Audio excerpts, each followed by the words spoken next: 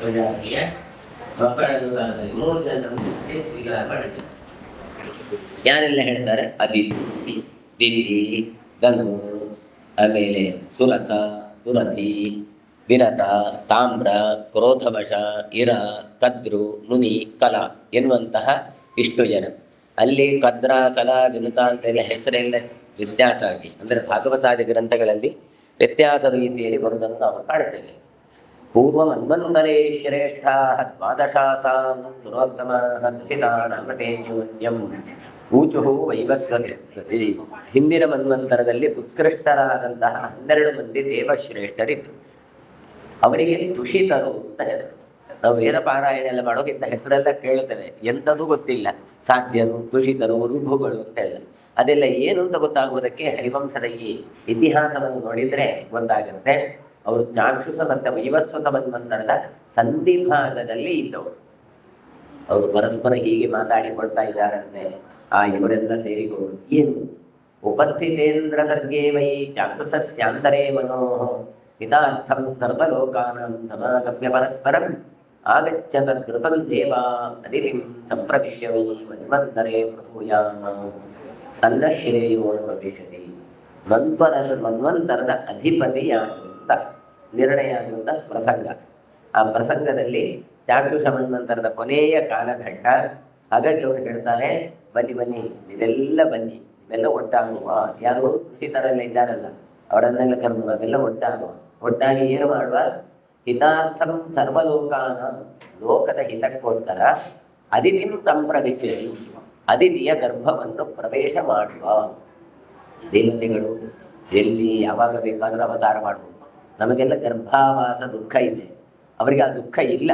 ಹಾಗಾಗಿ ಅವರು ಕರೀತಾರೆ, ಬನ್ನಿ ನಾವೆಲ್ಲ ಸೇರಿ ಅದಿತಿಯ ಹೊಟ್ಟೆಗೆ ಸೇರಿಕೊಂಡು ಮತ್ತೇನು ಮಾಡುವ? ಮುಂದೆ ವೈವಸ್ವತ ಮನ್ವಂತರ ಬರುತ್ತಲ್ಲ, ಆಗ ಮತ್ತೆ ಅವರ ಹೊಟ್ಟೆಯಿಂದ ನಾವು ಹೊರಗೆ ಬರುವ. ಯಾಕೋಸ್ಕರ ಕರೀತೇವೆ? ಮನ್ವಂತರೇ ಅಲ್ಲಿ ಹೇಳುವಾಗ ಪ್ರಸೂಯ ಅಂದರೆ ಹಿತಾರ್ಥಂ ಸರ್ವಲೋಕ, ಮನ್ವಂತರದಲ್ಲಿ ಲೋಕಹಿತಕ್ಕೋಸ್ಕರ ಬರುವ ಅಂತ. ಆದ್ದರಿಂದ ಯಾರಿಗೆ ಅವರು ಹೇಳ್ತಾರೆ ತುಷಿತರೆಲ್ಲ ನಮಗೂ ಒಳ್ಳೆಯದಾಗತ್ತೆ. ಹಾಗಾದ್ರೆ ಎಷ್ಟೋ ದೇವತೆಗಳು ಅವತಾರವನ್ನು ಮಾಡ್ತಾರೆ, ಮಾಡಿದ್ರಿಂದ ಅವರಿಗೂ ಲಾಭ ಇದೆ, ನಮಗೂ ಲಾಭ ಇದೆ. ಏನು ಅವರ ಲಾಭಗಳಿದ್ರೆ ಅವರದ್ದು ಎಷ್ಟೋ ಸಾಧನೆಯನ್ನು ಮಾಡಿಸಿದ ಪುಣ್ಯ ಅವರಿಗೆ. ಅವರೆಲ್ಲವನ್ನು ನಮ್ಮ ಹತ್ರ ಮಾಡಿದ್ದಾರೆ, ಅದರದಷ್ಟು ಕೂಡ ಒಂದಷ್ಟು ಪುಣ್ಯ ಅವರಿಗೂ ಕೂಡ ಹೋಗ್ತಾ ಉಂಟು.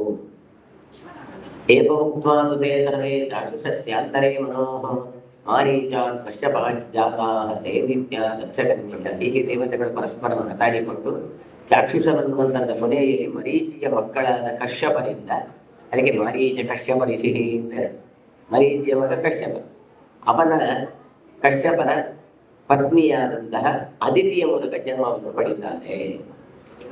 ಅವರೇ ಮುಂದೆ ಅದಿತಿ ಕಶ್ಯಪರೇ ಸುತಪ ಮತ್ತೆ ಕೃಷ್ಣಿ ಎನ್ನುವಂತಹ ದಂಪತಿಗಳಾಗಿದ್ದರು.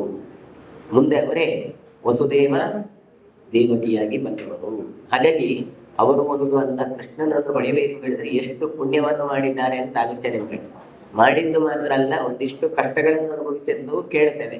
ಆದರೆ ಅದೆಲ್ಲವೂ ಕೂಡ ಕೃಷ್ಣನ ಒಂದು ಅನುಗ್ರಹದಿಂದ ಕರ್ಮ ಕ್ಷಯ ಆಗಲಿಕ್ಕೆ ನಡೆದಂತಹ ಘಟನೆಗಳು. ತತ್ರ ಶಕ್ರಶ್ಚ ವಿಷ್ಣುಶ್ಚ ಜನಿಜಾತೆ ಸುರಪಂಕವಂ ಹರಿಯಮ ಚೈವ ಪುರುಷಾ ಚ ಧಾತಾ ತ್ವಷ್ಟ ತಥೈವ ಚ ವಿವಸ್ವಾನ್ ಸವಿತಾ ಚೈವ ಮಿತ್ರೋ ವರುಣ ಏವ ಚ ಅಂಶೋ ಭಗಶ್ಚಾತಿ ತೇಜಃ ಆದಿತ್ಯ ದ್ವಾದಶ ಸ್ಮೃತಾಃ. ಅಲ್ಲಿ ದೇವಶ್ರೇಷ್ಠನಾದಂತಹ ಶಕ್ರ ಅಂತ ಹೇಳ್ತಾರೆ, ಮತ್ತೊಂದು ಇಂದ್ರ. ಇವರಿಬ್ಬರು ಕೂಡ ಅದಿತಿಯ ಮಕ್ಕಳಾಗಿ ಹುಟ್ಟಿಕೊಳ್ತಾರೆ. ಅದಿತಿಯ ಮಕ್ಕಳಾಗಿ ಹುಟ್ಟಿಕೊಂಡದ್ರಲ್ಲೇ ಇಂದ್ರ ಅವನು ಉಪೇಂದ್ರ. ಯಾರು? ಭಗವಂತ. ಮೊದಲು ಇಂದ್ರ ಹುಟ್ಟಿಕೊಂಡ, ಆಮೇಲೆ ವಿಷ್ಣು ಹುಟ್ಟಿಕೊಳ್ತಾನೆ ವಾಮನನಾಗಿ. ಹಾಗಾಗಿ ಅದು ಉಪೇಂದ್ರ ಅಂತ ಹೆಸರು ಬರುವಂಥದ್ದು. ಆಮೇಲೆ ಯಾರೆಲ್ಲ ಹುಟ್ಟಿಕೊಂಡಿದ್ರು ಕಾಲಶಾಲಿಂದರಂದರೆ ಯಾರೆಲ್ಲ ಕರೀತೇನೆ? ಹರಿಯಮ, ಪುರುಷ, ಧಾತ, ತ್ವಷ್ಟ, ವಿವಸ್ವಾನ್, ಸವಿತಾ, ಮಿತ್ರ, ವರುಣ, ಅಂಶು, ಭಗ ಅಂತ ಇವರು ಅತಿ ತೇಜಸ್ಸುಳ್ಳವರು ಹೇಳ್ತಾರೆ. ಭಗಃ ಅತಿ ತೇಜ, ಒಳ್ಳೆಯ ತೇಜಸ್ಸು ಉಂಟು. ಈ ತೇಜಸ್ಸೇ ಬ್ರಹ್ಮ ತೇಜಸ್ಸು ಅಂತ ಅರ್ಥ. ಅನುಷ್ಠಾನ ಇತ್ಯಾದಿಗಳು ಮಾಡಿದಾಗ ಮನಸ್ಸಿನಲ್ಲಿ ಆ ಭಗವಂತನ ಆನಂದವನ್ನು ಕಾಣಬೇಕು, ಮುಖದಲ್ಲಿ ರಿಫ್ಲೆಕ್ಟ್ ಆಗಬೇಕು. ಆ ತೇಜಸ್ಸಿಗೆ ಅತಿ ತೇಜಸ್ಸು ಅಂತ ಕರೀತಾರೆ. ಮುಂದೆ ಇವರೆಲ್ಲ ಸೇರುವಾಗ ಅದಕ್ಕೋಸ್ಕರವೇ ಮಧ್ಯಾಹ್ನದ ಅರ್ಘ್ಯ ಇದೆಲ್ಲ ತರ್ಪಣವನ್ನು ಕೊಡ್ತೇವೆ ನಾವು. ಸಪ್ತವಿಂಶತಿಯ ಪ್ರೋಕ್ತಾಃ ಸೋಮಪತ್ನ್ಯೋತ್ಸವೃತಾಃ ತಾಃ ಸೋಮಪತ್ನ್ಯಾ ಅಭವನ್ ದೀಪ್ತಾಶ್ಚ ಶತತೇಜಸಃ ತಾರಾಗಣಾಃ ನಮಸ್ತಾವೇ ಗಗನೇ ಯೇ ಯಥಾವಿದೆ ಸರ್ವಾ ನಕ್ಷತ್ರನಾಮಿನ್ಯೋ ಜ್ಯೋತಿಷೇಪಿ ಪ್ರಕೀರ್ತಿತಾಃ. ಆಮೇಲೆ 27 ಜನ ತಕ್ಷಣ ಕನ್ಯೆಯರೇ ಕನ್ಯೆಯರೇ. ಆ ಕನ್ಯೆಯರೇ ಮತ್ತೆ ಯಾರು ಅಲ್ಲ, ಚಂದ್ರನಿಗೆ ನಿಷ್ಠರಾದ ಪತ್ನಿಯರು ಅಂತ ಹೇಳ್ತಾರೆ. ಎಲ್ಲರ ಹೆಸರು ಹೇಗೆ ಕೇಳಿದ್ರೆ ನಕ್ಷತ್ರ, ಎಲ್ಲರೂ ನಕ್ಷತ್ರ ನಾಮವುಳ್ಳವರಾಗಿದ್ದರು. ಅವರು ಹೇಗೆ ನೀವು ಕೇಳಿದ್ರೆ ಸರ್ವಾಹ ನಕ್ಷತ್ರ ನಾಮಿನ್ಯ ಜ್ಯೋತಿಷೇಪಿ ಪ್ರಕೀರ್ತಿತ. ಜ್ಯೋತಿಷದಲ್ಲಿ ಇವರು ಪ್ರಸಿದ್ಧವಾದ ಹೆಸರು. ಹಾಗಾಗಿ ಜ್ಯೋತಿಷ್ ಶಾಸ್ತ್ರ ಯಾರೆಲ್ಲ ಓದ್ತಾರೆ ಅವರಿಗೆಲ್ಲ 27 ಹೆಸರುಗಳು ಬರ್ತದೆ, ಬರಬೇಕು. ಈಗ ಮಾತ್ರ ಹಾಗೆ, ಮೊದಲು ಹಾಗಲ್ಲ. ಮೊದಲು ಹುಟ್ಟಿದವರಿಗೆ ಜನವರಿ, ಫೆಬ್ರವರಿ, ಮಾರ್ಚ್ ಹೇಗೆಲ್ಲ ಬರ್ತಾ ಇತ್ತು, ಹಾಗೆ ಮಾಸ, ತಿಥಿ, ನಕ್ಷತ್ರ ಎಲ್ಲ ಹೆಸರು ಬರ್ತಾ ಇತ್ತು. ಈಗ ಹೇಳಿದ್ರೆ ಯಾವುದೂ ಬರ್ತಾ ಇಲ್ಲ. ಅದೆಲ್ಲ ಬಂದಿರಬೇಕು. ಅದೆಲ್ಲ ನಮ್ಮ ಭಾರತೀಯ ಸಂಸ್ಕೃತಿಯ ಹೆಸರುಗಳು ಅಂತ ಕೊಡ್ತಾರೆ. ಅರಿಷ್ಟನೇಮಿ ಪತ್ನೀನಾಂ ಅಪತ್ಯಾನೀಹ ಷೋಡಶ. ಅರಿಷ್ಟನೇಮಿ ಅಂತ ಇದ್ದಾಳೆ, ಅದೇ ವಿನತೆ ಅಂತ ಇನ್ನೊಂದು ಹೆಸರು. ಆ ವಿನತೆ ಮತ್ತೆ ಇವರಿಗೆ ಕಶ್ಯಪರಿಂದ ಹುಟ್ಟಿಕೊಂಡವನು ಅನಿಷ್ಟನೇಮಿ ಅಂತ. ಈ ಅರಿಷ್ಟನೇಮಿಗೆ 16 ಮಂದಿ ಮಕ್ಕಳು ಇದ್ರು ಅಂತ ಹೇಳ್ತಾರೆ. ಹಾಗಾಗಿ ಅಲ್ಲಿಂದ ಷೋಡಶ ಸಂತಾನ ವೃದ್ಧಿಯಾಯಿತು. ಚಾಕ್ಷುಷಸ್ಯಾಂತರೇ ಪೂರ್ವಂ ಆಸನ್ಯೇ ತುಷಿತಾಸುರಾಃ ಮೃಗಸ್ವರೇಂತರೇ ಸೇವೆ ಆದಿತ್ಯ ದ್ವಾದಶ ಸ್ಮೃತಾಃ. ಚಾಕ್ಷುಷ ಮನ್ವಂತರದಲ್ಲಿ ತುಷಿತ ಎನ್ನುವ ದೇವತೆಗಳೇ ಮತ್ತೆ ತಾವು ಆದಿತ್ಯ ಗರ್ಭಕ್ಕೆ ಹೋಗಿ ಜನಿಸಿದವರಲ್ಲ. ಹಾಗಾಗಿ ಅವರೇ ದ್ವಾದಶಾದಿತ್ಯರು ಅಂತ ಪ್ರಸಿದ್ಧಿಯನ್ನು ಪಡೆಯುತ್ತಾರೆ. ಹಾಗಾದರೆ ಅವರೂ ಕೂಡ, ದೇವತೆಗಳು ಕೂಡ ಒಂದು ಪದವಿಯನ್ನು, ಹೆಸರನ್ನು, ಸ್ಥಾನಮಾನವನ್ನು ಪಡಿಬೇಕಾದ್ರೆ ಎಷ್ಟೋ ಸಲ ಅವತಾರ ಮಾಡಿರ್ತಾರೆ. ನಾವು ಹೇಳುವುದ ಯಾವುದೋ ಜನ್ಮಾಂತರದ ಪುಣ್ಯದಲ್ಲಿ ಹೀಗೆಲ್ಲ ಆಯಿತು ಅಂತ. ಹಾಗಾಗಿ ಅವರಿಗೂ ಕೂಡ ಇಂಥದ್ದು ಇದೆ, ದ್ವಾದಶಾದಿತ್ಯರಾಗಿ ಇದೇ ತುಷಿತರು ಬಂದದ್ದು ಅಂತ ಕೊಡ್ತಾರೆ. ಮನುಪುತ್ರಸ್ಯ ವಿದುಷ ಚತಸ್ರೋ ವಿದ್ಯುತ ಸ್ಮೃತಾಃ. ಇದು ಮನುಪುತ್ರ, ಅವನಿಗೆ ವಿದುಷ ಅಂತ ಒಬ್ಬ, ಅವರಿಗೆ ಜ್ಞಾನಿಗಳಾದಂಥ 4 ಮಂದಿ ಮಕ್ಕಳಿದ್ರು ಅಂತ ಅವರೇ ವಿದ್ಯುತ ಅಂತ ಪ್ರಸಿದ್ಧರು. ಹಾಗಾದ್ರೆ ಇವರು ಏನು ಹೇಳಿದ್ರೆ ಮಿಂಚಿನ ಅಭಿಮಾನಿ ದೇವತೆಗಳು ಅಂತ ಕೊಡ್ತಾರೆ. ಪ್ರತ್ಯಂಗಿರ ಸಜಾ ಶ್ರೇಷ್ಠಾಃ ಪ್ರಜಾ ಬ್ರಹ್ಮರ್ಷಿ ಸತ್ಕೃತಾಃ ಕೃಷಾಶ್ವಸ್ಯ ಚ ರಾಜರ್ಷೇಃ ದೇವ ಪ್ರಹರಣ ಸುತಾಃ. ಇನ್ನೊಬ್ಬ ಪ್ರತ್ಯಂಗಿರ ಅಂತ. ಆ ಪ್ರತ್ಯಂಗಿರ ಎನ್ನುವನಿಗೆ ಶ್ರೇಷ್ಠವಾದಂಥ ಋಗಭಿಮಾನಿ ದೇವತೆಗಳು ಹುಟ್ಟಿಕೊಳ್ತಾರೆ ಅಂತ ಹೇಳ್ತಾರೆ. ನಮಗೆ ಪ್ರತ್ಯಂಗಿರ ಅಂತ ಹೇಳಿದ್ರೆ ಏನೋ ಅಪರದ ದೇವತೆಗಳು ಅಂತ, ಮಾಟಮಂತ್ರದ ಅಭಿಮಾನಿ ದೇವತೆಗಳು ಅಂತ ತಲೆಗೆ ಬರ್ತದೆ. ಅಲ್ಲ, ಒಳ್ಳೆಯ ದೇವತೆಗಳು ಇದ್ದಾರೆ. ಹಾಗಾಗಿ ಅಲ್ಲಿ ಋಗಭಿಮಾನಿ ದೇವತೆಗಳು ಹುಟ್ಟಿಕೊಳ್ತಾರೆ. ಕೃಷಾಶ್ವ ಅಂತ ಒಬ್ಬ ರಾಜರ್ಷಿ, ಅವನಿಗೆ ದೇವಪ್ರಹರಣ ಅಂತ ಮಕ್ಕಳು ಹುಟ್ಟಿಕೊಂಡ್ರು ಅಂತ. ದೇವಪ್ರಹರಣ ಸುತಾಃ ಅಂತ.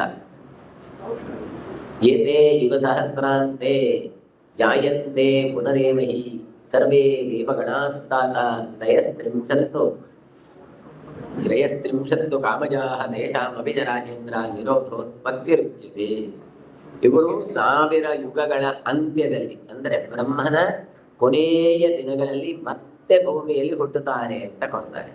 33 ದೇವತಾ ಗಣಗಳೆಲ್ಲವೂ ಕೂಡ ಉತ್ಪತ್ತಿಯನ್ನು ಪಡೆಯುವ ಸಾಮರ್ಥ್ಯವುಳ್ಳವರು. ಆದ್ದರಿಂದ ಇವರಿಗೆ ಉತ್ಪತ್ತಿ ಮತ್ತು ಸಂಹಾರ ಎನ್ನುವಂತಹ ಒಂದು ವ್ಯವಸ್ಥೆ ಇದೆ ಅಂತ ಕೊಡ್ತಾರೆ. ನಾವು ಈ 33 ದೇವತೆಗಳನ್ನೇ 33 ಕೋಟಿ ಅಂತ ಕರೀತೇವೆ. ಕೋಟಿ ಅಂದರೆ CR ಏನು ಅರ್ಥ ಅಲ್ಲ, ಮತ್ತೇನು ಕೇಳಿದರೆ ಕೋಟಿ ಅಂದರೆ ಬಿಂಗ್ ಅಂತ ಅರ್ಥ. ಹಾಗಾಗಿ 33 ವಿಭಾಗದ ದೇವತೆಗಳು. ಹಾಗಾದರೆ ದೇವತೆಗಳ ಸಂಖ್ಯೆ ಎಷ್ಟು ಕೇಳಿದರೆ 9 ಕೋಟಿ ಅಂತ ಕೊಡ್ತಾರೆ. ಅದು ಲೆಕ್ಕ ಇದೆ. ಹಾಗಾದರೆ 33 ಕೋಟಿ ದೇವತೆಗಳು ಅಂತ ಹೇಳ್ತಾರೆ. ಅದು ಯಾವ 33 ಕೇಳಿದರೆ ನಿಮಗೆ ಅಧಿಕ ಮಾಸದಲ್ಲಿ ಎಲ್ಲ ಹೆಸರುಗಳು ಬರ್ತದೆ. ಅಷ್ಟವಸುಗಳು, ಏಕಾದಶ ರುದ್ರರು, ದ್ವಾದಶಾದಿತ್ಯರು, ಆದ ಮೇಲೆ ಪ್ರಜಾಪತಿ ಮತ್ತೆ ಇಂದ್ರ, ಇವರನ್ನು ಸೇರಿಸಬೇಕು. ಇದೆಲ್ಲ ಸೇರಿಸಿದ್ರೆ 33 ಆಯ್ತು. ಹಾಗಾಗಿ ಈ 33 ದೇವತೆಗಳನ್ನೇ 33 ಕೋಟಿ ದೇವತೆಗಳು ಅಂತ ಕರೆಯುವಂಥದ್ದು. ತಥಾ ಯುಗಾನಿ ರಾಜೇಂದ್ರ ಪ್ರಳಯ ಮನವಸ್ತಥ ಏವಂ ದೇವನಿಕಾಯಾಸ್ತೆ ಸಂಭವಂತಿ ಯುಗೇ ಯುಗೇ. ಆಮೇಲೆ ಯುಗಗಳು, ಪ್ರಳಯಗಳು, ಮನುಗಳು ಪುನಃ ಪುನಃ ಹುಟ್ಟುತ್ತಾನೇ ಇರ್ತವೆ. ಹಾಗಾಗಿ ಒಂದು ದೇವತೆಗಳ ಹೆಸರ ಇನ್ನೊಂದು ಯುಗದಲ್ಲಿ ಅದು ವ್ಯತ್ಯಾಸವಾಗಿ ಬರ್ತದೆ. ದೇವತೆಗಳ ಶರೀರಗಳು ಕೂಡ ಯುಗ ಯುಗದಲ್ಲಿ ಮತ್ತೆ ಹುಟ್ಟಿಕೊಳ್ಳುತ್ತವೆ. ದಿತ್ಯಾಹ ಪುತ್ರದ್ವಯಂ ಜಜ್ಞೆ ಕಶ್ಯಪಾದಿತಿ ನ ಶ್ರುತಂ ಕಶ್ಯಪತ್ಯಾತ್ಮ ಆತ್ಮಜಾನೇತೌ ಸರ್ವೇಭ್ಯಃ ಪೂರ್ವಜೌ ಸ್ಮೃತೌ ಹಿರಣ್ಯಕಶಿಪುಶ್ಚೈವ ಹಿರಣ್ಯಾಕ್ಷಶ್ಚ ಭಾರತ ಸಿಂಹಿಕಾಯಾಃ ಪತ್ಕನ್ಯಾಂ ಪ್ರಚಿತ್ತೇ ಪರಿಗ್ರಹಃ ಸಿಂಹಿಕೇಯ ಇತಿ ಖ್ಯಾತಾಃ ಯಸ್ಯಾಃ ಪುತ್ರಾಃ ಮಹಾಬಲಾಃ ಗಣಾಸ್ತೇಷಾಂತು ರಾಜೇಂದ್ರ ದಶಸಹಸ್ರ ಉಚ್ಯತೆ. ಇದು ದ್ವಿತೀಯ. ಇಷ್ಟವರೆಗೆ ಅದಿತಿಯ ಮಕ್ಕಳನ್ನು ಕೊಟ್ಟರು. ಅವರೆಲ್ಲ ಆದಿತ್ಯರು 12 ಜನ ಇದೆಲ್ಲ ಇತ್ತು. ಈಗ ದ್ವಿತೀಯ ಇಬ್ಬರು ಮಕ್ಕಳು ಕಶ್ಯಪರಿಂದ ಹುಟ್ಟಿಕೊಡುತ್ತಾರೆ. ಹಾಗಾಗಿ ಅವರನ್ನು ಕಶ್ಯಪರ ಆತ್ಮಜರು, ಕಶ್ಯಪರ ಮಕ್ಕಳು ಅಂತ ಕರೀತಾರೆ. ಇವರು ಮೊದಲು ಯಾರವರ ಕರೀತಾರೆ? ಹಿರಣ್ಯಕಶಿಪು ಮತ್ತೊಬ್ಬ ವೀರ್ಯವಂತನಾದಂತಹ ಹಿರಣ್ಯಾಕ್ಷಶ್ಚ. ಹಿರಣ್ಯಕಶಿಪ ಮತ್ತು ಹಿರಣ್ಯಾಕ್ಷ ಇವರಿಬ್ಬರು ದ್ವಿತೀಯ ಮಕ್ಕಳಾಗಿ ಹುಟ್ಟಿದವರು, ದೈತ್ಯರಾಗಿ ಹುಟ್ಟಿಕೊಂಡವರು. ಇದೇ ಕಶ್ಯಪರಿಗೆ ಮತ್ತೆ ದ್ವಿತೀಯ ಮೂಲಕ ಇನ್ನೊಂದು ಹೆಣ್ಣು ಮಗು ಹುಟ್ಟಿಕೊಳ್ಳೋದು. ಆಕೆ ಸಿಂಹಿಕಾ. ನಮಗೆ ಅದರದೆಲ್ಲ ನೆನಪಾಗುವುದೇ ಕಡಿಮೆ. ಸಿಂಹಿಕಾ ಎಲ್ಲಿ ಕೇಳಿದರೆ ಸಮುದ್ರೋಲ್ಲಂಘನೆ ಮಾಡುವಾಗ ಹನುಮಂತ ಅವನ ಛಾಯಾವನ್ನು ಎಳೆದು ತಾನು ತಿನ್ನುವಂತಹ ದೇವತೆ ಇದ್ದಾಳೆಲ್ಲ, ಅದು ಸಿಂಹಿಕಾ. ಮತ್ಯಾರು ಅಲ್ಲ, ದ್ವಿತೀಯತೆ ಇನ್ನೊಂದು ಮಗಳು ಹಿರಣ್ಯಾಕ್ಷ, ಹಿರಣ್ಯಕಶಿಪುವರ ತಂಗಿ. ಆ ಯಾರು ಇಬ್ಬಳಿದ್ದಾಳಲ್ಲ ಸಿಂಹಿಕಾ, ಅವಳಿಗೆ ಒಬ್ಬ ಮಗ ಹುಟ್ಟಿಕೊಳ್ತಾನೆ. ಅವನೇ ರಾಹು, ಸೈಂಹಿಕೇಯ ಅಂತ. ಹಾಗಾಗಿ ಈ ಅಸುರರಾಗಿ ಹುಟ್ಟಿಕೊಂಡವರು ಅಥವಾ ದೈತ್ಯರಾಗಿದ್ದವರು ಎಲ್ಲ ಹಾಳು ಅಂತ ಅರ್ಥ ಮಾಡಿಕೊಳ್ಬೇಡಿ. ದ್ವಿತೀಯ ಮಕ್ಕಳು ದೈತ್ಯರು, ಅದರಲ್ಲಿ ಒಳ್ಳೆಯವರು ಇದ್ದಾರೆ. ಪ್ರಹ್ಲಾದ ಒಳ್ಳೆಯವರಿಲ್ವೋ, ರಾಹು ಒಳ್ಳೆ ಗ್ರಹನ ಆಗ್ಲಿಲ್ವೋ. ಹಾಗಾಗಿ ಯಾವ ವಂಶದಲ್ಲಿ ಯಾರು ಒಳ್ಳೆ ದೇವತೆಗಳು ಬರ್ಬೋದು. ಆದ್ರೆ ನಮ್ಮ ತಲೆಯಲ್ಲಿ ದೈತ್ಯರು ಅಂತ ಹೇಳಿದ್ರೆ ಕೆಟ್ಟವರು ಅಂತಲೇ ನಮ್ಮ ತಲೆಯಲ್ಲಿ ಕೂತಿದೆ ಅಷ್ಟೇ. ಮುಂದೆ 10,000 ಗುಂಪುಳ್ಳವರು ಇವರೆಲ್ಲ ಅಂತ ಯಾರು ಸೈಂಹಿಕೇಯರು. ರಾಹು ಎಷ್ಟಿದ್ದಾರೆ ಅಂತ ಹೇಳಿದ್ರೆ ಇಲ್ಲಿ ಹೇಳುವಾಗ 10,000 ಗುಂಪಿನ ದೇವತೆಗಳಿವರೆಲ್ಲ ಅಂತ ಕೊಡ್ತಾರೆ. ಹಿರಣ್ಯಕಶಿಪೋ ಪುತ್ರಾಃ ಚತ್ವಾರಃ ಮಥಿತಂ ಯಸಃ ಅನುಕ್ಲಾದಶ್ಚ ಕ್ಲಾದಶ್ಚ ಪ್ರಕ್ಲಾದಶ್ಚೈವ ವೀರ್ಯವಾನ್ ಸಂಹ್ಲಾದಶ್ಚ ಚತುರ್ಥೋ ಗೋತ್ರಕ್ಲಾದಪುತ್ರೋ ಹೃದಸ್ಯ ಪುತ್ರೋ ಮಾಯಾದಿ ಶಿವಃ ಕಾಲಸ್ಥತೈವ ಚ. ಇನ್ನು ಹಿರಣ್ಯಕಶಿಪುವಿಗೆ 4 ಮಂದಿ ಒಳ್ಳೆಯ ತೇಜಸ್ಸುಳ್ಳಂತ ಮಕ್ಕಳು ಹುಟ್ಟಿಕೊಳ್ಳುತ್ತಾರೆ. ಪ್ರಥಿತೌನ್ಯಸ ಅಂತ ಹೇಳ್ತಾರೆ. ಅವರ ಹೆಸರು ಹೇಗೆ? ಅನುಕ್ಲಾದ, ಕ್ಲಾದ, ವೀರ್ಯವಂತನಾದಂಥ ಪ್ರಹ್ಲಾದ, ಇನ್ನು 4ನೆಯದ ಸಂಹ್ಲಾದ. ನಮಗಿಲ್ಲಿ ಪ್ರಸಿದ್ಧವಾದದ್ದು ಪ್ರಹ್ಲಾದನ ಹೆಸರು ಪ್ರಸಿದ್ಧ. ಅದು 4 ಜನ ಇದ್ರು ಅಂತ ಕೊಡ್ತಾರೆ. ಕ್ಲಾದನ ಮಗ ಹೃದ ಅಂತ ಇನ್ನೊಂದು ಕೊಡ್ತಾರೆ. ಹೃದಸ್ಯ ಪುತ್ರೋ, ಅವನಿಗೆ ಹೇಗೆ? ಮಾಯಾವಿ. ಆ ಮಾಯಾವಿ ಅವರಿಬ್ಬರು ಅಂತ ಹೇಳ್ತಾರೆ.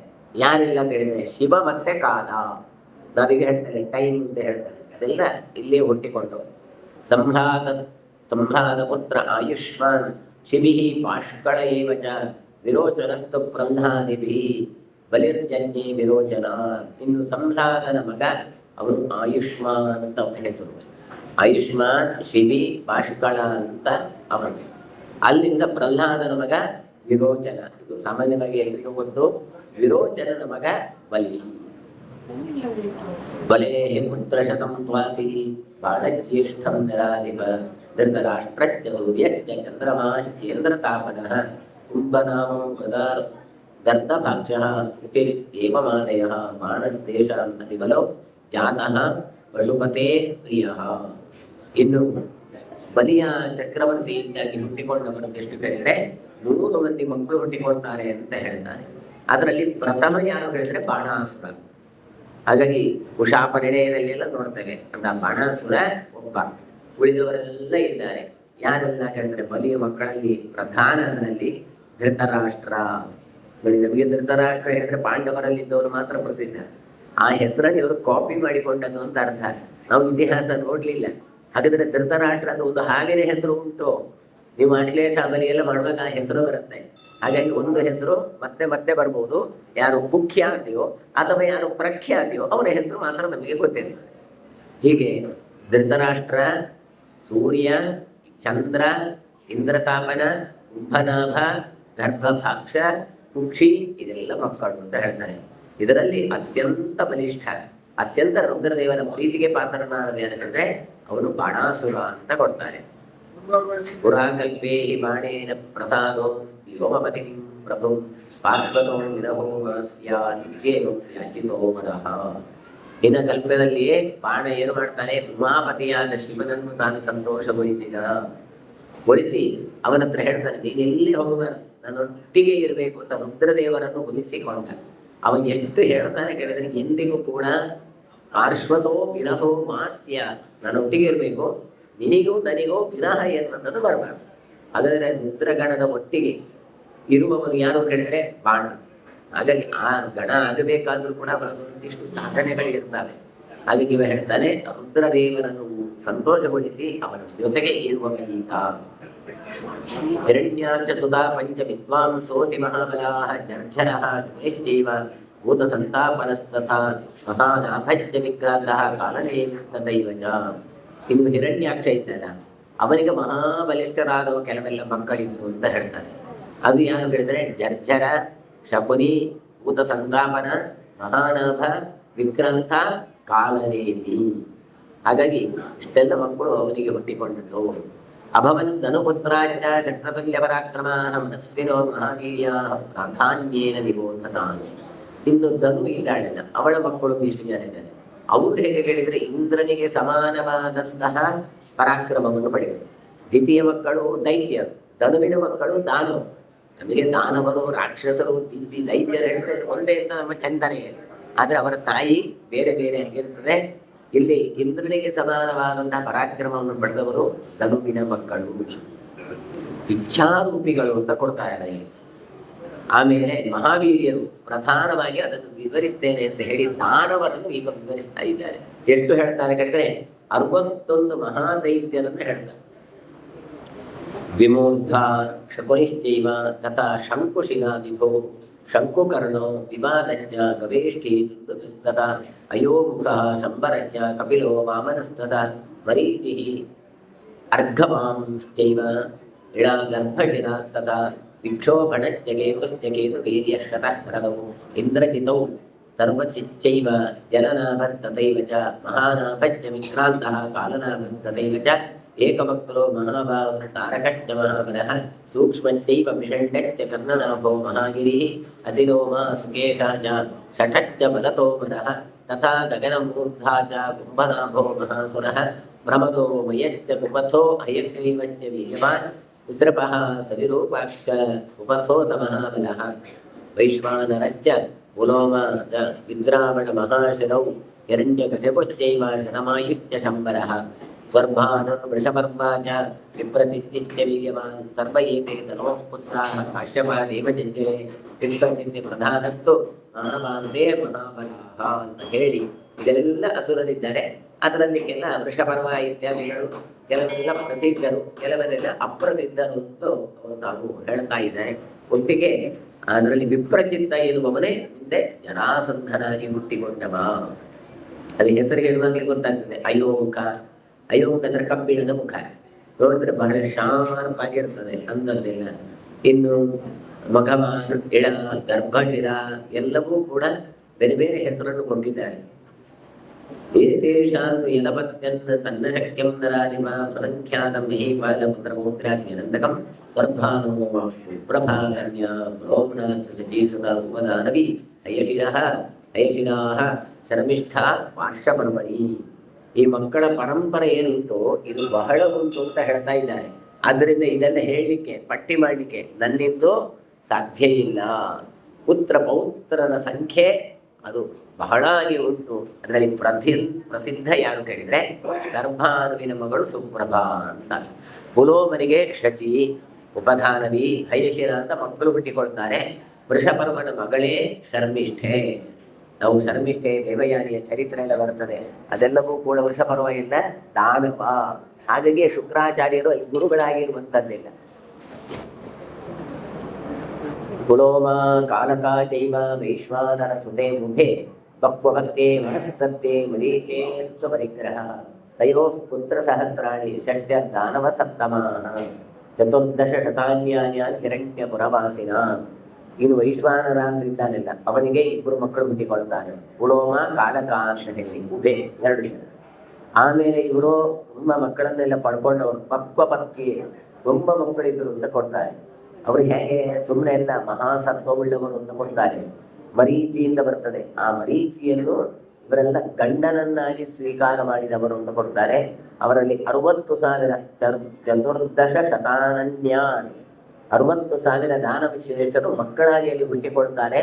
ಅದರಲ್ಲಿ ಹಿರಣ್ಯ ಪುರವಾಸಿಗಳಾದದ್ದು 14,100 ಅಂತ ಹೇಳ್ತಾರೆ. ಅಂದರೆ 1400 ಅಂತ ಅವರು ಹೇಳ್ತಾರೆ. ಮರೀಚೋ ಜನಯಾಮಾಸ ಮಹತಾ ತಪಸಾನ್ವಿತಃ ಪೂರಾಮ ಕಾಲಕೇಯಾಚ ದಾನವಾಸ್ತೆ ಮಹಾಬಲಾಹ. ಇನ್ನು ಕಶ್ಯಪರರು ಮಹಾ ತಪಸ್ಸಿನ ಬಲದಿಂದಾಗಿ ಪೌಲಮೇಯರು ಕಾಲಕೇಯರು ಎನ್ನುವಂಥ ದಾನವರು ಕೂಡ ತಾವು ಹುಟ್ಟಿಕೊಂಡಿದ್ದಾರೆ. ಇದೆಲ್ಲವೂ ಕೂಡ ವಿಷ್ಣು ಪುರಾಣ ರಾಮಾಯಣದಲ್ಲೆಲ್ಲ ಪ್ರಸಿದ್ಧವಾದಂಥ ಕಥೆಗಳು ಬರ್ತದೆ.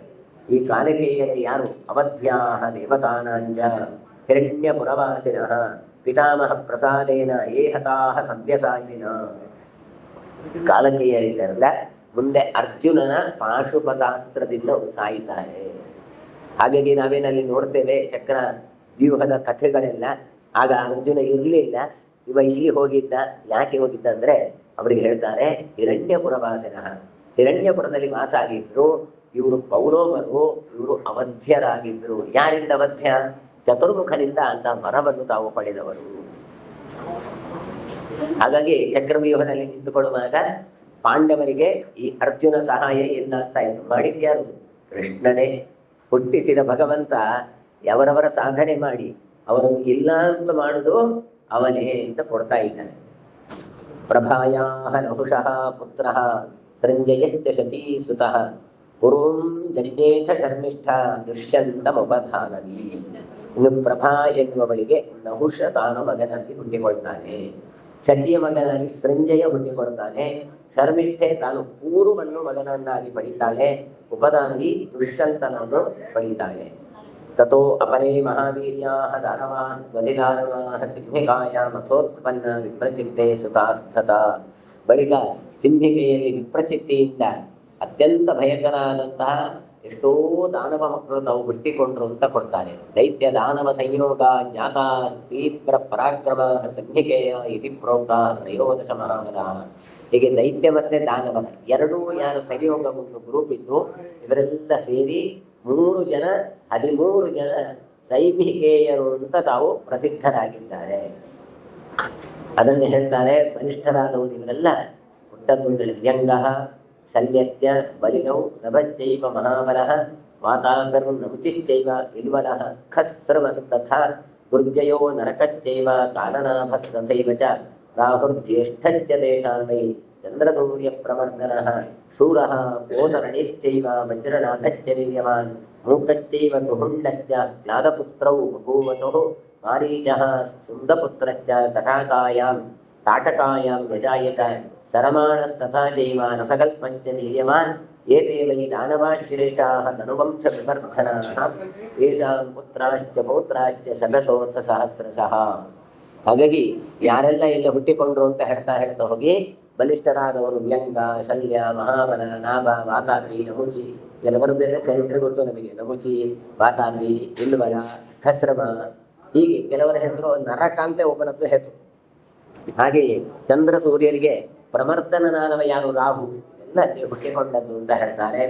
ಇನ್ನು ಸುಂದಪುತ್ರನು ಯಾರು? ಮಾರೀಚ ಅಂತ ಕೊಡ್ತಾರೆ. ಅವರೇ ತಾಟಕೆಯಲ್ಲಿ ಹುಟ್ಟಿಕೊಂಡವ.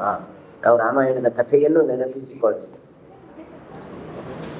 ಇನ್ನು ಇವರ ಮಕ್ಕಳು ಮೊಮ್ಮಕ್ಕಳೆಲ್ಲ 100 ಸಾವಿರ ಸಂಖ್ಯೆಯಲ್ಲಿ ತಾವು ಹುಟ್ಟಿಕೊಳ್ತಾರೆ. ಸಂಹ್ಲಾದಸ್ಯ ಚ ದೈತ್ಯಸ್ಯ ಹಿಮಾಚ ಕವಚಾಕುಲೆ ಸಮುತ್ಪನ್ನ ಮಹಾತೇಜಾಃ ತಪಸಾ ಭಾವಿತಾತ್ಮನಃ ಚತಸ್ರ ಕೋಟೆಯಸ್ತೆ ಚ ಗಣಿಮತ್ಯಾಂ ನಿವಾಸಿನಃ ತೇಭ್ಯವಧ್ಯಾಸ್ತು ದೇವಾನಾಂ ಅರ್ಜುನೇನ ನಿಪಾತಿತಾಃ. ಇನ್ನು ಸಂಹ್ಲಾದ ಅಂತ ದೈತ್ಯ, ಸಂಹ್ಲಾದ ಪ್ರಹ್ಲಾದ ಅಂತ ಅನುಹ್ಲಾದ ಅಂತ ಹೇಳಿದಲ್ಲ. ಆ ಸಂಹ್ಲಾದನ ಎನ್ನುವವನೇ ಅವ ಬಹಳಷ್ಟು ತಪಸ್ಸು ಮಾಡಿದ.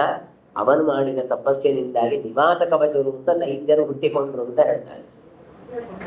ಮುಂದೆ ಇವರೆಲ್ಲ 4 ಕೋಟಿ ಚತಸ್ರ ಕೋಟೆಯಷ್ಟೇ 4 ಕೋಟಿಗಿಂತಲೂ ಅಧಿಕವಾದಂಥ ದೈತ್ಯರು ಇದ್ರು. ಎಲ್ಲಿದ್ರು?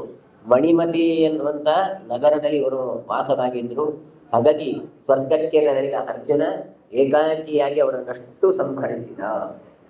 ಷಟ್ಸುತಾಃ ಸುನಃ ರಾಜ್ಞಾಃ ತಾಮ್ರಾಯಾಃ ಕೈಕೀರ್ತಿದಾಃ ಅನೇಕ ಮಾಯಾ ಕುಶಲಾಃ ಧನುರ್ವೇದಸ್ಯ ಪಾರಗಾಃ ಕಾಕಿ ಶೇನೀಯ ಭಾಸೀ ಚ ಸುಗ್ರೀವ ಶುಚಿಗೃಧ್ರಿಕೆ. ಇನ್ನು ಕಶ್ಯಪರ ಇನ್ನೊಬ್ಬಳು ಮಡದಿ, ಅವಳ ಹೆಸರು ತಾಮ್ರ ಅಂತ. ಈ ತಾಮ್ರೆಯಲ್ಲಿ ಹುಟ್ಟಿದ್ದು 6 ಮಂದಿ ಮಕ್ಕಳು ಮಹಾಜ್ಞಾನಿಗಳು ತಗೊಳ್ತಾರೆ. ಅನೇಕ ಮಾಯೆಯಲ್ಲಿ ಇವರು ಕುಶಲರು. ಯಾರೆಲ್ಲ ಅವರು ಹೇಳಿದ್ರೆ ಧನುರ್ವೇದದಲ್ಲಿ ಪಾರಂಗತರಾದವರು ಇವರು. ಅವರ ಹೆಸರು ಹೇಳ್ತಾರೆ ಕಾಕಿ, ಶೇನಿ, ಧಾಸಿ, ಸುಗ್ರೀವ, ಶುಚಿ, ಗೃಧ್ರಿಕ ಅಂತ.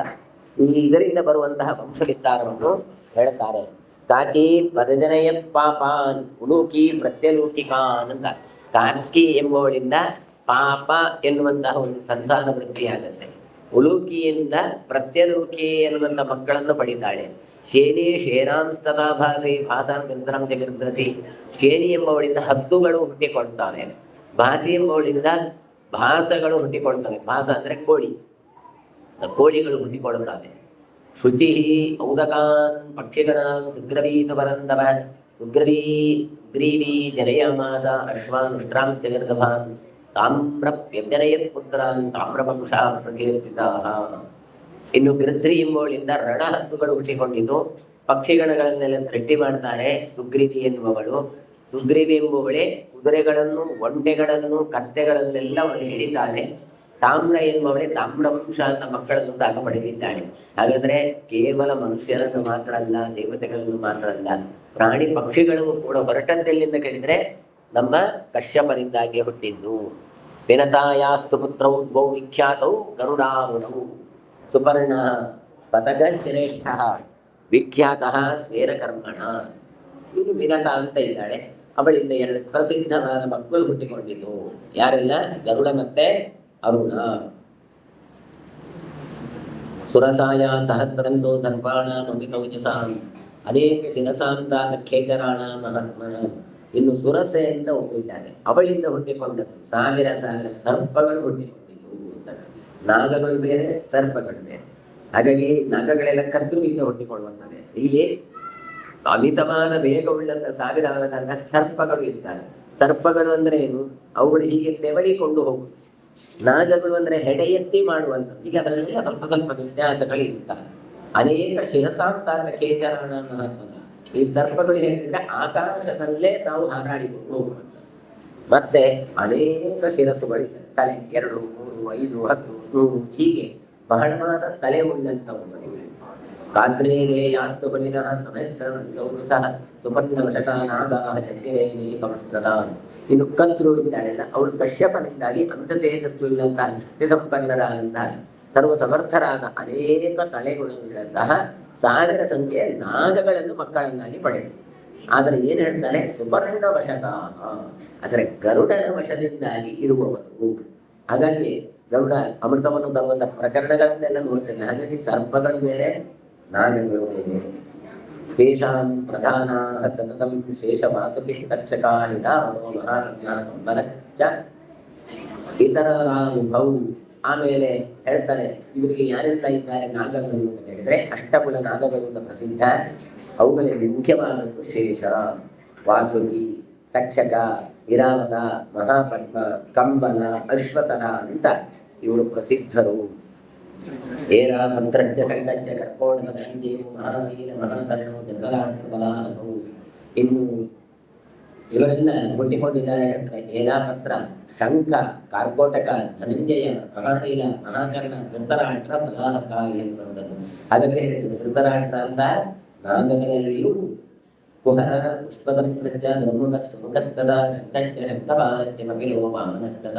ಇನ್ನು ನಾಗಗಳ ಹೆಸರಾಗಿದ್ದಾರೆ ಕುಹರ, ಪುಷ್ಪದಂಪ್ರ, ಧರ್ಮುಖ, ಸುಮುಖ, ಶಂಖ, ಶಂಖಪಾಲ, ಕಪಿಲ, ವಾಮನ ಅಂತ. ನಹುಷಃ ಶಂಕರೋಮಾಚ ಮುನಿರಿತ್ಯೇವಮಾದಯ ತೇಷಾಂ ಪುತ್ರಾಶ್ಚ ಪೌತ್ರಾಶ್ಚ ಗರುಡೇನ ನಿಪಾತಿತಾಃ ಚತುರ್ದಶ ಸಹಸ್ರಾಣಿ ಕ್ರೂರಾಣಾಂ ಪವನಾಶಿನಾಂ. ಇನ್ನು ಇದೆಲ್ಲವೂ ಕೂಡ ಗರುಡನಿಂದ ಸಂಹರಿಸಲ್ಪಟ್ಟವರು ಇಷ್ಟು ನಾಗಗಳಿದ್ದಾರೆ.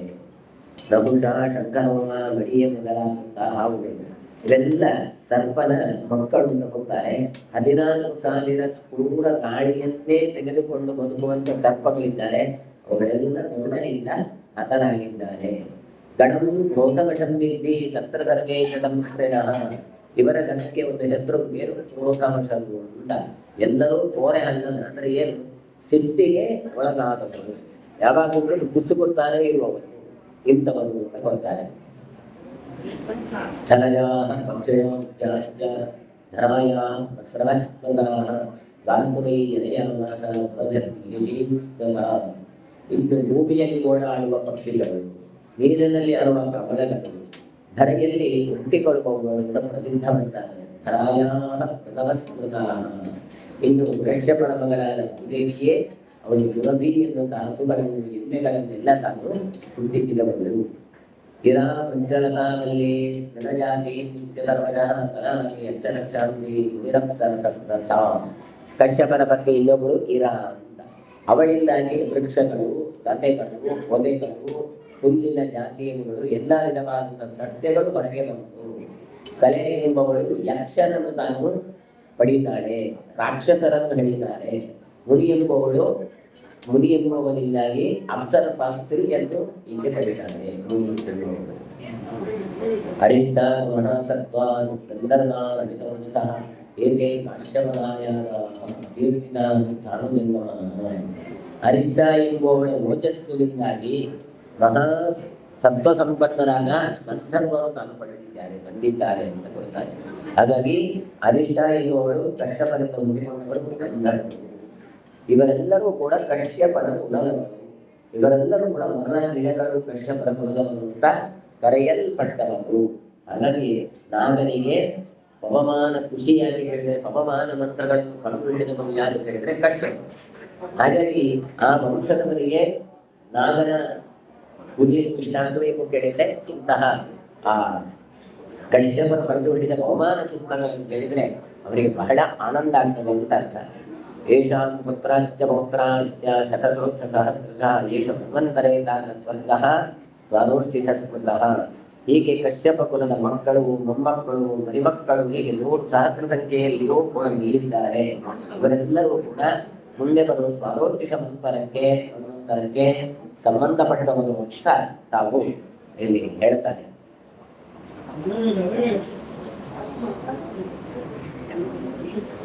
ವೈವಸ್ವತೇಲಿ ಮಹತಿ ಪಾರುಣೆ ವಿತತೌ ವ್ರತೌ ಯುಗ್ಮಾನಸ್ಯ ಬ್ರಹ್ಮಣೋ ವೈ ಪ್ರಜಾಸರ್ಪ ಇಹೋಚ್ಯತೆ. ಇನ್ನು ವೈವಸ್ವತ ಮನ್ವಂತರನಲ್ಲಿ ವರುಣ ಸಂಬಂಧಿಯಾದಂಥ ಯಾಗದಲ್ಲಿ ಅಂತ ಕೊಡ್ತಾರೆ. ವಾರುಣೆ ವಿತತೆ ಕ್ರತೌ. ಕ್ರತು ಅಂದ್ರೆ ಯಾಗ ನಡೀತಾ ಇದ್ದು ಬ್ರಹ್ಮ ಯಜ್ಞ ರೂಪದಲ್ಲಿ ತಾನು ನಡೆಸಿ ಪ್ರಜಾಸೃಷ್ಟಿಯ ಕ್ರಮವನ್ನು ಇಲ್ಲಿ ವಿಸ್ತಾರ ಮಾಡುತ್ತಾನೆ. ಪೂರ್ವಂ ಯತ್ರ ಬ್ರಹ್ಮರ್ಷಿ ಉತ್ಪನ್ನಾನ್ ಸಪ್ತಮಾನಸಾನ್ ಪುತ್ರಾನ್ ವೈ ಕಲ್ಪಯಾಮಾಸ ಸ್ವಯಮೇವ ಪಿತಾಮಹಃ. ಪೂರ್ವಂ ವೈವಸ್ವತ ಮನ್ವಂತರದ ಆರಂಭದಲ್ಲಿ ಬ್ರಹ್ಮನ ಮಾನಪುತ್ರವಾಗಿ ಹುಟ್ಟಿಕೊಂಡವರು 7 ಮಂದಿ ಮಹರ್ಷಿಗಳಿದ್ದಾರೆ. ಅವರಲ್ಲಿ ಸಪ್ತಋಷಿಗಳು ಅಂತ ಹೇಳ್ತೇವೆ. ಅವರನ್ನು ಸೃಷ್ಟಿ ವಿಸ್ತಾರದಲ್ಲಿ ನಿಯೋಜನೆಯನ್ನು ಮಾಡ್ತಾರೆ. ಹಾಗಾಗಿ ಸಪ್ತಋಷಿಗಳದ್ದು ನಾಮಕರಣ ಯಾವತ್ತೂ ನಮ್ಮ ಮೇಲೆ ಇರುತ್ತದೆ. ಹಾಗಾಗಿ ದೇವ, ಋಷಿ, ತರ್ಪಣ ಇತ್ಯಾದಿಗಳನ್ನು ನಾವು ಕೊಡಬೇಕು.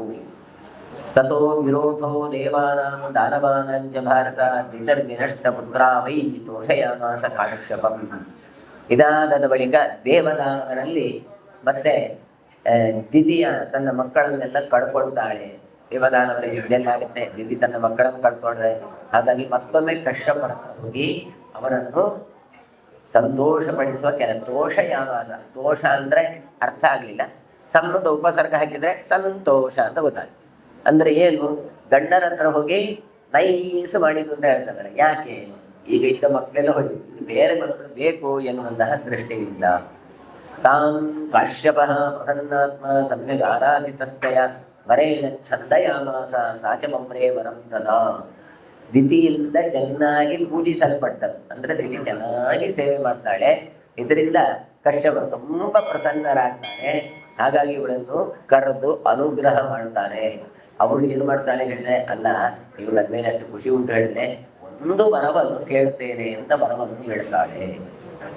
ಪುತ್ರನಿಂದ್ರ ಪದಾರ್ಥಾಯ ಸಮರ್ಥ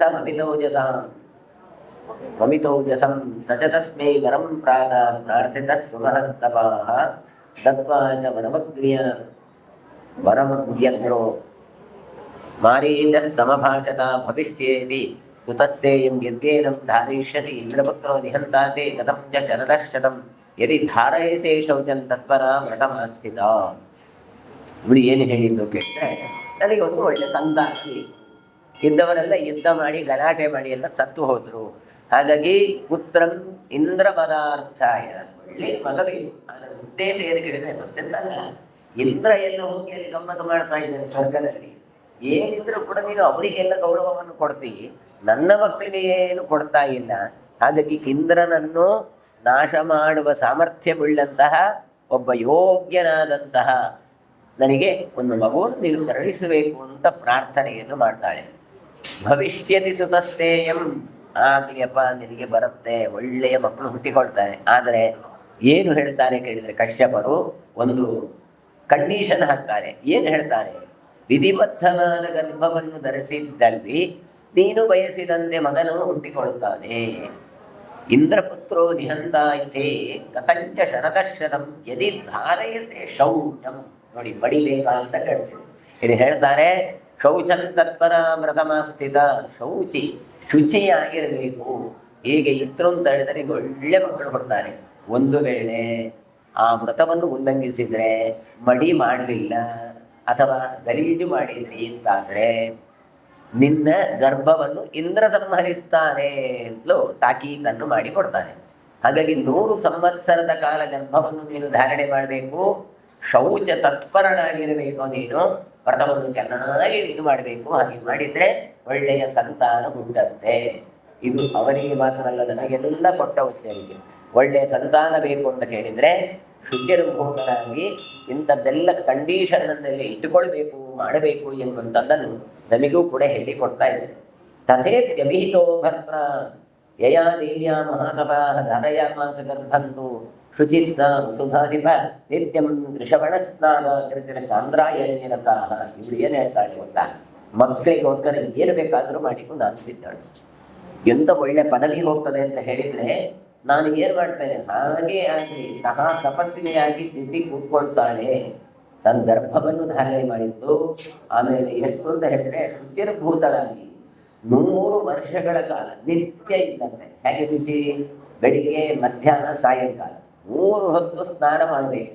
ನಾವು ಉಲ್ಟ ಏನು 3 ಹೊತ್ತು ಊಟ ಮಾಡ್ತೇವೆ, 1 ಹೊತ್ತು ಸ್ನಾನ ಮಾಡ್ತೇವೆ. ಊಟ 1 ಹೊತ್ತು, ಸ್ನಾನ 3 ಹೊತ್ತು ಅಂತ ಹೇಳ್ತಾರೆ. ಆದರೆ ಇವಳನ್ನ ಶುಚಿಯಾಗಿದ್ದುಕೊಂಡು ತನ್ನ ಜೀವನವನ್ನು ಸಾಧಿಸ್ತಾ ಇದ್ಲು. ಹಾಗಾಗಿ ಚಾಂದ್ರಾಯಣ, ಕೃಚ್ಛರ ಚಾಂದ್ರಾಯಣ ಅಂತ, ಚಂದ್ರ ಹೇಗೆ ಬೆಳೀತಾನೆ, ಚಂದ್ರ ಹೇಗೆ ಕಡಿಮೆ ಆಗ್ತಾನೆ, ಅದೇ ರೀತಿಯಾಗಿ ಆಹಾರದಲ್ಲಿ ನಿಯಮಗಳನ್ನೆಲ್ಲ ಇಟ್ಟುಕೊಂಡವಳು. ಯಾಕೆ ಕೇಳಿದ್ರೆ ತಿಂದ ಆಹಾರ ಮನಸ್ಸಾಗಿ ಪರಿಮಾಣಗೊಳ್ಳುತ್ತೆ. ಹಾಗಾಗಿ ಊಟಕ್ಕಾಗುವಾಗ ಆ ಸಮರ್ಪಣೆ ಮಾಡುವ ಪದ್ಧತಿ, ಅದನ್ನು ತಿನ್ನುವ ಕ್ರಮ ಎಲ್ಲವೂ ಕಾರಣವಾಗಿ ಬೀಳುತ್ತೆ. ಹಾಗಾಗಿ ಶುಚಿರ್ಭೂತರಾಗಿರಬೇಕು. ಅದನ್ನು ಈ ದಿತಿ ತಾನು ಅನುಸರಿಸುತ್ತಾಳೆ. ತಥೋ ಅಭ್ಯುಭವಾನ್ ದೇವ್ಯಾಂ ಗರ್ಭಮಾದಾಯ ಕಶ್ಯಪ ರೋಚಯನ್ ವೈ ಗಣೇಶರೇಷ್ಠಂ ದೇವಾನಾಂ ವಿನೋದಸ. ನಂತರ ಕಶ್ಯಪರು ದಿತಿಯಲ್ಲಿ ಅಮಿತವಾದಂಥ ತೇಜಸ್ಸು ತನ್ನ ಗರ್ಭವನ್ನು ತಾವು ಧಾರಣೆ ಮಾಡ್ತಾರೆ. ಇದು ಬೆಳೀತಾ ಬೆಳೀತಾ ಬೆಳೀತಾ ಇತ್ತು. ಎಷ್ಟು ದಿನ? 12 ವರ್ಷ ಅಲ್ಲ, 100 ವರ್ಷ ಬೆಳೀತಾ ಇತ್ತು ಅಂತ ಹೇಳ್ತಾ ಇದ್ದಾರೆ. ಎಷ್ಟು ಕಷ್ಟ ಅಂತ ಆಲೋಚನೆ ಮಾಡಿ. ನಮಗೆ ಒಂದು 9 ತಿಂಗಳು ಹೊರೋದು ಅಂತ ಹೇಳಿದ್ರೆ ಅದನ್ನು ಹೊರೋದು ಅಂತ ಹೇಳಿಯೇ ತರಬಿಸಿ ಆರಂಭ ಆಗುತ್ತೆ. ಅಂಥದ್ರಲ್ಲಿ 100 ವರ್ಷ ಅದು ಈ ರೀತಿಯಾಗಿ ಮಡಿಯಲ್ಲಿ ಶುಚಿಯಾಗಿದ್ದುಕೊಂಡು ತಾನು ದೇವರ ಚಿಂತನೆಯನ್ನು ಮಾಡುತ್ತಾ ಇದ್ದು. ತೇಜ ಸಂಭೃತ್ಯ ದುರ್ಧರ್ಷಂ ಅವಧ್ಯ ವಸನೈ ಸದಾ ಜಗಾಮ ಪರ್ವತಾಯೈವ ತಪಸೇ ಶಂಸಿತವ್ರತಃ. ಎಷ್ಟು ಕೇಳಿದರೆ ತೇಜ ಸಂಭೃತ್ಯ, ಒಳ್ಳೆಯ ತೇಜಸ್ಸು ಬರ್ತಾ ಇತ್ತು. ಮಾತ್ರ ಅಲ್ಲ, ಯಾವ ದೇವತೆಗಳು ಕೂಡ ಏನೂ ಮಾಡಲಿಕ್ಕೆ ಸಾಧ್ಯ ಇಲ್ಲ. ಅಂತಹ ಗರ್ಭವನ್ನು ತಾನು ಧಾರಣೆ ಮಾಡ್ತಾ ಇದ್ದ. ಹಾಗಾಗಿ ಇಂತಹ ಸಂದರ್ಭದಲ್ಲಿ ಶಾಂತರಾದಂಥ ಕಶ್ಯಪರು ಜಗಾಮ ಪರ್ವತಾಯೈವ ತಪಸ್ಸೆ, ಪರ್ವತಕ್ಕೆ ಹೋದರು. ಯಾಕೆ ಪರ್ವತಕ್ಕೆ ಹೋದ್ರು? ತಪ ಆಲೋಚನೆ, ತಪಸ್ಸನ್ನು ಮಾಡಲಿಕ್ಕೆ, ಭಗವಂತನ ಚಿಂತನೆ ಮಾಡಲಿಕ್ಕೆ ಹೊರಟರು. ಇಲ್ಲೇ ಇದ್ರೆ ಇನ್ನೊಂದು ಅವು ಇದು ಎಲ್ಲ ಬಂದು ಅದು ಇದು ಅಂತ ಕೇಳ್ತಾರೆ. ಯಾವುದೂ ಬೇಡ. ಪರ್ವತದಲ್ಲಿ ಏಕಾಂತದಲ್ಲಿ ಹೃದಯದ ಒಳಗಿರುವ ಭಗವಂತನನ್ನು ಚಿಂತನೆ ಮಾಡುವ ಅಂತ ಅವರು ಹೊರಟು ಹೋಗಿದ್ದಾರೆ. ಗಲೇತು ಕಾಶ್ಯಪೇನಾದ ವನದಃ ಪಾಕಶಾಸನ ತಸ್ಯ ಚಿತ್ರಾಂತರೇ ರೇಪ್ಸು ಭವಂದೇ ಶರಣೋದಿತೇ. ಹೀಗೆ ಕಶ್ಯಪರು ಹೋದ ನಂತರ ಪಾಕಶಾಸನ ಬಂದ. ಯಾರು ಈ ಪಾಕಶಾಸನ ಅಂದರೆ ಇಂದ್ರ, ದೇವೇಂದ್ರ. ಇವಳ ಸೇವೆಗೆ ದೇವೇಂದ್ರ ಬಂದ. ಯಾಕೆ ಅಂತ ಹೇಳಿದ್ರೆ ವ್ರತ ಲೋಪವನ್ನು ಮಾಡಬೇಕು ಎನ್ನುವ ಇಂಟೆನ್ಷನ್ ಅವನ ಹತ್ರ ಇತ್ತು. ಆದರೆ ಇಲ್ಲಿ ಯಾರಿಗೂ ಗೊತ್ತಾಗಲಿಕ್ಕೆ ಸಾಧ್ಯ ಇಲ್ಲ. ಯಾಕೆ? ಅದು ಒಳಗಿರುವಂತಹ ಚಿಂತನೆ. ಹೊರಗಿನಿಂದ ಚಿಕ್ಕಮ್ಮ ಚಿಕ್ಕಮ್ಮ ನೀವು ಭಾರಿ ಒಳ್ಳೆಯದು ಹಾಗೆ ಹೀಗೆ ಬಂದು ಮೊದಲು ಮಾಡಿದ ಕೆಲಸ ಏನು? ನಮಸ್ಕಾರ. ಯಾವತ್ತೂ ನೀವು ನಮಸ್ಕಾರ ಮಾಡಿದ್ರಲ್ಲ ಅಲ್ಲಿಂದ ಪೌಡ್ ಎಲ್ಲರೂ ಬಿಟ್ಬಿಡ್ತಾರೆ. ಓಡಿಲ್ಲ, ಒಳ್ಳೆ ಸಂಸ್ಕಾರ ಒಳ್ಳೆ ಸಂಸ್ಕಾರ ಅಂತ ಹೀಗೆ ನಮಸ್ಕಾರವನ್ನು ಮಾಡ್ತಾರೆ. ಶುಶ್ರೂಷಯಾಮ್ಯಹಂ ದೇವಿ ಪಾದಮೂತೆ ನಿರಪ್ರಭೆ ಏವ ಮುಕ್ತಾದು ಸಾ ದೇವಿ ಚಕ್ರೇಣ ಮಿತ ತೇಜಸ. ನಿಯಮವಾದಂಥ ವ್ರತವನ್ನು ಇಟ್ಟುಕೊಂಡಳವಳು ದಿತಿ ದೇವಿ. ಹಾಗೆ ನಿನ್ನ ಪಾದ ಸೇವೆಯನ್ನು ನಾನು ಮಾಡ್ತೇನೆ. ಯಾಕೆ? ಮಿತವಾದಂಥ ತೇಜಸ್ಸುಳ್ಳಂತಹ ಮಕ್ಕಳು ನನಗೆ ಬೇಕು ಅಂತ ಹೇಳಿ ಬಯಸಿದವಳು. ಅದಕ್ಕೆ ನಾನು ಸಹಾಯ ಮಾಡ್ತೇನೆ ಅಂತ ಹೇಳಿ ಇಂದ್ರ ದಿತಿಯ ದೇವಿಯಲ್ಲಿ ಕುರಿತು ಹೇಳ್ತಾನೆ. ಉವಾಚ ವಚನಂ ಚೇಲಂ ಶಕ್ರಂ ಶತ್ರು ನಿಬರ್ಹಣಂ ಶುಶ್ರೂಷಯ ಮಹಾಭಾಗ ನಿಯತಾಂ ಮಾಂ ಆದ್ಯತೆ. ಹಾಗಾದರೆ ಇಂದ್ರ ಯಾರು ಅಂತ ಕೇಳಿದ್ರೆ ಅವನಿಗೆ ಹೇಳ್ತಾರೆ ಶತ್ರು ನಿಬರ್ಹಣ, ಶತ್ರುಗಳನ್ನು ನಾಶ ಮಾಡುವ ಸಾಮರ್ಥ್ಯವುಳ್ಳವ ಇಂದ್ರ. ಹಾಗಾಗಿ ಅವನೇನು ಹೇಳ್ತಾನೆ? ಕಾಂತಿ ಸಂಪನ್ನೆ ಪೂಜ್ಯರೇ ಎಲ್ಲ ಹೇಳಿ ನನ್ನನ್ನು ನಿಯತವಾಗಿ ನೀವು ಸೇವಿಸಬಹುದು. ಅಂದರೆ ನಾನು ನಿಮ್ಮ ಸೇವೆಗೆ ಇದ್ದೇನೆ, ಏನು ಬೇಕಾದರೂ ಹೇಳಿ ನಾನು ನಿಮ್ಮ ಹತ್ರ ಎಲ್ಲ ಸೇವೆ ಮಾಡಿಬಿಡ್ತೇನೆ ಅಂತ. ಆದ್ರೆ ಅವನಿಗೆ ಏನು ವಿಶೇಷಣ ಕೊಟ್ಟರು? ಶತ್ರು ನಿಬರ್ಹಣಂ. ಆದರೆ ಶತ್ರುಗಳನ್ನು ಬಿಡೋದಿಲ್ಲ ಅಂತ. ಇಲ್ಲಿ ಶತ್ರು ಯಾರು ಕೇಳಿದ್ರೆ ಈ ದಿತಿಯಲ್ಲಿ ಬರುವ ಮಗುವೇ ಇವನಿಗೆ ಶತ್ರುಗಳ ಒಳಗೆ ಉಂಟು, ಅದರ ಹೊರಗಡೆ ಸೇವೆಯನ್ನು ತಾನು ಮಾಡ್ತಾ ಇದ್ದಾನೆ. ತತಃ ಪಶ್ಯಸಿ ಸಂಜಾತಂ ಭ್ರಾತರಂ ದೀಪ್ತ ತೇಜಸಂ ತಚ್ಛ್ರುತ್ವಾ ವಚನಂ ದೇವ್ಯಾಃ ಶುಶ್ರೂಷಣ ಪರಾಯಣಾಃ. ಅವೇನು ಹೇಳ್ತಾನೆ ಗೊತ್ತಾ? ನೀನು ಸೇವೆಯನ್ನು ನನ್ನಿಂದ ಮಾಡಿಸಿಕೊಳ್ಬೇಕು. ಹೀಗೆ ಮಾಡಿಸ್ತಾ ಇದ್ರೆ ನನ್ನ ಸಹೋದರ ಹುಟ್ಟಿಕೊಳ್ತಾನೆ. ಸಹೋದರ ಹುಟ್ಟಿಕೊಂಡು ಆತ ಮುಂದೆ ಇಂದ್ರ ಪದವಿಯಲ್ಲಿ ಏರ್ತಾನೆ. ಹಾಗಾಗಿ ದ್ವಿತೀಯ ಸೇವೆಯಲ್ಲೇ ನಾನು ಸಿದ್ಧಳಾಗಿದ್ದೇನೆ ಅಂತೆಲ್ಲ ಹೇಳ್ತಾನೆ. ತಸ್ಯಾಚೈವಾಂತರ ಪ್ರೇಪ್ಸು ಅಭವತ್ ಪಾಕಶಾಸನಃ ಊನೇ ವರ್ಷಶತೆ ತಸ್ಯಾಃ ದುರ್ದಶಾಂತರಮಚ್ಯುತಃ. ಹೀಗೆ ದ್ವಿತೀಯ ಗರ್ಭದ ಒಳಗೆ ಮಗು ಬೆಳೀತಾ ಇಂದ್ರ ನೋಡ್ತಾ ಇದ್ದಾನೆ. 100 ವರ್ಷಕ್ಕೆ 1 ವರ್ಷ ಕಡಿಮೆ, ಅಂದರೆ 999 ವರ್ಷ ಆಗಿದೆ. ಈಗ ಆಲೋಚನೆ ಮಾಡ್ತಾ ಇದ್ದಾನೆ, ಇನ್ನು ಹೀಗೆ ಬಿಟ್ಟರೆ ಆಗಲಿಕ್ಕೆಲ್ಲ ಗರ್ಭ ಪ್ರವೇಶ ಮಾಡಲೇಬೇಕು. ಆದರೆ ಅವಕಾಶ ಸಿಗ್ತಾ ಇಲ್ಲ.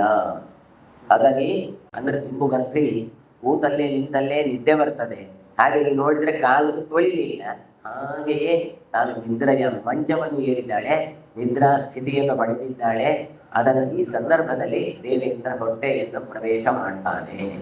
ಅಂದರೆ ಶುಚಿಯೇ ಆಗಿರ್ಬೇಕು. ಯಾಕೆ ಶುಚಿ, ಯಾಕೆ ಮಡಿ ಅಂತ ಕೇಳಿದ್ರೆ ಇದು ಒಂದು ಕಾರಣ ಕೊಡ್ತಾರೆ. ಏನು?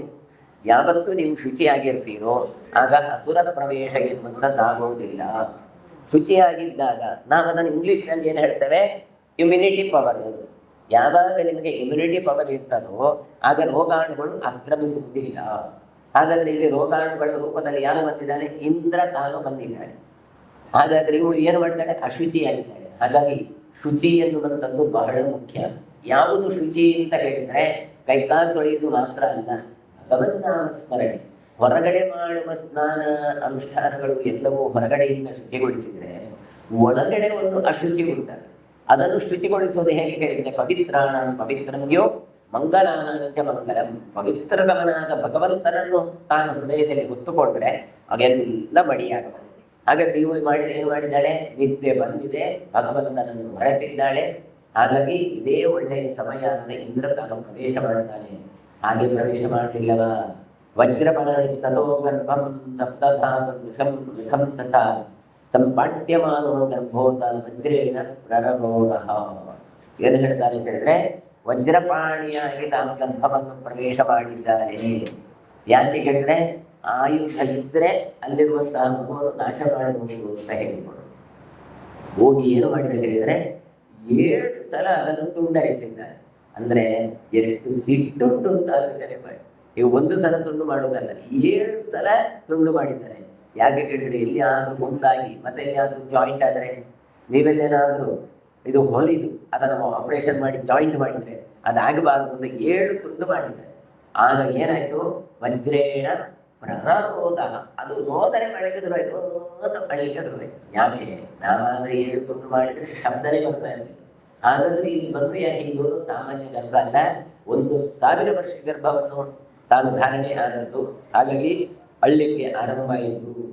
ಮಾರೋದಿ ತಿತ್ತಂ ಷಟ್ರಃ ಪುನಃ ಪುನರತಾಬ್ರವೀತ್ತೋ ಅಭವತ್ ಸಪ್ತಧಾ ಗರ್ಭಂ ತಮಿಂದ್ರೋ ಸ್ಥಿತಃ ಪುನಃ ಏಕೈಕಂ ಸತ್ಪಥಾ ಚಕ್ರೆ ವಜ್ರೇ ಗಾರಿಮಾಂತನಃ. ಇದು ಮತ್ತೆ ಇವ ಏನ್ ಮಾಡ್ತಾನೆ, ಅಳಬೇಡಿ ಅಳಬೇಡಿ ಅಂತ ಹೇಳಿ ಮತ್ತೆ ಒಂದೊಂದು ಗರ್ಭವನ್ನು ಮತ್ತೆ 7 ಬಾರಿ ಆ ತುಂಡನ್ನು ಮಾಡ್ತಾನೆ ಇಂದ್ರ. 7 ಸಲ ಅಳಬೇಡಿ ಅಳಬೇಡಿ ಹೇಳೋದು ತುಂಡು ಮಾಡು.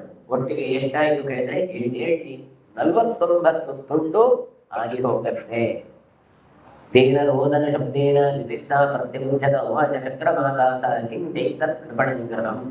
ಇಷ್ಟೊತ್ತಿಗಾಗುವಾಗ 1 ಜನ ಬೊಬ್ಬೆ ಹೊಡಿದ್ರೇನೆ ಎಚ್ಚರ ಆಗ್ತದೆ, ಸಾಮಾನ್ಯ ಆಗ್ಲಿಲ್ಲ. 7 ಜನ ಬೊಬ್ಬೆ ಹೊಡೆದ ಅಲ್ಲ, ಇದು 49 ಜನ ಅಳ್ಳಿಕ್ಕೆ ಆರಂಭ ಆಗಿದೆ. ಇವಳಿಗೆ ಎಚ್ಚರಾಗಿ ಬಿಟ್ಟಿದೆ, ಎಚ್ಚೆತ್ತಿದ್ದಾಳೆ. ಇಂದ್ರನ ಮೇಲೆ ಸಿಟ್ಟು ಬಂದಿದೆ. ಕೇಳ್ತಾಳೆ, ಯಾಕೆ ನೀನು ನನ್ನ ಗರ್ಭವನ್ನು ತುಂಡು ಮಾಡಿದ್ದೆ ಅಂತ ಪ್ರಶ್ನೆಯನ್ನು ಮಾಡ್ತಾಳೆ. ಆಗ ಸತೀದು ನಿಚ್ಚರ ತಸ್ಮಾತ್ ನಿರ್ವಾರ ಪುರಂದರಃ ಅರ್ಪದೋದೇವಿಯ ಪಾದೈರು ನಿಪಪಾತಃ. ಅವಳ ಮಾತನ್ನು ಕೇಳಿ ಗರ್ಭದಿಂದ ಯೋನಿಯ ಮೂಲಕ ತಾನು ಹೊರಗೆ ಬಂದಿದ್ದಾನೆ. ಬಂದವನೇ ಪಕ್ಕದಲ್ಲಿ ನಿಂತು ತಾಯಿಯ ಕಾಲನ್ನು ಹಿಡ್ಕೊಂಡ. ಆಯ್ತದ ನೋಡಿ, ಸಿಟ್ಟು ಏನೇ ಬರಲಿ, ಯಾರು ಏನೇ ತಪ್ಪು ಮಾಡಿ ಒಂದು ಕಾಲು ಹಿಡಿದು ತಪ್ಪಾಯಿತು ಅಂತ ಕೇಳಿದ್ರೆ ಮುಗಿಯಿತು. ಇಂದ್ರ ತಾನು ಹೇಳ್ತಾನೆ, ನನ್ನದು ತಪ್ಪಾಯಿತು ಅಂತ ಬೇಕು ಅಂತ ಮಾಡಿದ್ದಾನೆ, ಆದರೂ ತಪ್ಪಾಯಿತು ಅಂತ ಗಾಳಿ ಹೇಳಿದ್ದಾನೆ.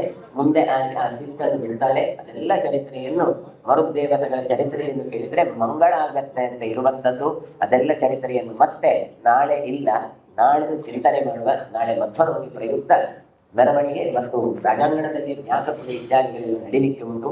ಹಾಗಾಗಿ ತಾವೆಲ್ಲರೂ ಕೂಡ ನಾಳೆ ಆ ಮೆರವಣಿಗೆಯಲ್ಲಿ ಹಾಗೆ ಆಚಾರ್ಯ ಮಧ್ವರ ಸಂದೇಶಗಳನ್ನು ಕೇಳಲಿಕ್ಕೆ ಬರಬೇಕು ಅಂತ ಹೇಳ್ತಾ, ನಾಡ್ದು ಮತ್ತೆ ಸಿಗುವ ಅಂತ ಹೇಳ್ತಾ ಇವತ್ತಿನ ಮಾತು ಮಂಗಳಗೊಳಿಸ್ತೇನೆ.